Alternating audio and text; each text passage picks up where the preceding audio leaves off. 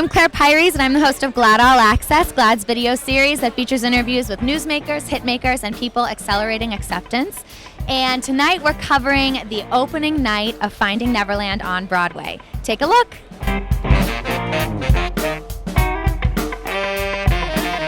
Finding Neverland is a beautiful story. It takes audiences back to when there were more innocent times and you were a little girl playing or a little boy playing, and it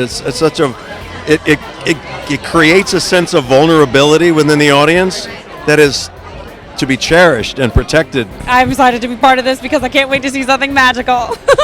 We hope will be inspiring for audiences, transform people, give people hope, give people the courage to be who they are through this one story that we've so deeply connected to. I don't understand why every person shouldn't have the rights of any other person.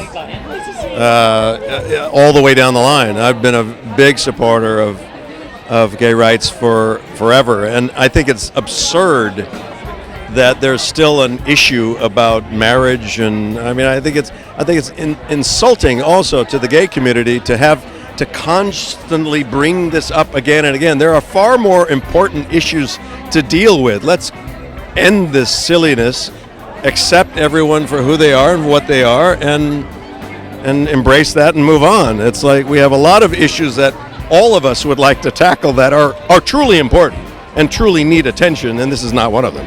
It should be done. Like it should be a given. It should be a given. I just don't understand the mentality of. I've been out of the country for 2 months, so I don't know what's happening lately, but in Indiana, this whole thing, and it's like, really? It's just a head scratcher to me. I don't get it. I just don't understand it. Why am I so accepting? Because I don't see any reason why people shouldn't be allowed to be who they want to be. Right? Yeah. And do you feel like you've seen the media become more accepting? Yes, of course. And I think that's a good thing. But I just hope that it's always genuine and it's not just because it's the thing to do. And I hope that people actually deep down there is a real change and not just a change because people think that, oh, I have to change in order to be accepted as a media. Right? I almost find like now it's like if you aren't accepting, it's a big problem. And people who might not be accepting are doing it anyway. But I really hope in my heart that the world can accept and it like truly and deeply from a core, so that way there can be a true change in the way the world is, because there really shouldn't be. Everyone's like allowed to have their own opinion, but there really shouldn't be people who don't accept everyone. I think that's really stupid. My late Uncle Bob, my Uncle Robert Wanneberger, was gay, and he passed away, unfortunately. But not only was he Robert Wanneberger, but he was Wanda Mae Wanneberger. He was a really well-known drag queen in Washington, D.C., and he was one of the founding members of the Gay Men's Chorus. Oh, I'm going to cry. One of the founding members of the Gay Men's Chorus of Washington, D.C. And so I grew up loving him, and he taught me from a very young age that love is love, and whoever you love is who you love. And that's that, and that's the end of that. And actually, there's an amazing story.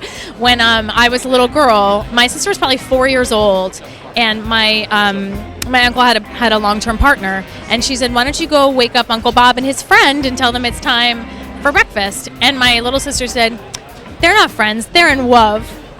And I was like, you know what? That is amazing. So my uncle taught me that love is love, people are people, and so for me, getting out the message that whoever you love is what is meant to be has always been incredibly important to me since I was a little child. Actually, the last time that I saw my Uncle Bob alive was when I performed with the Gay Men's Chorus, and that was about 15 years ago. So that's why I perform with Gay Men's Choruses all over the country, because they are, to me, my family, and so many of them, their family has rejected them, and they are the family for each other.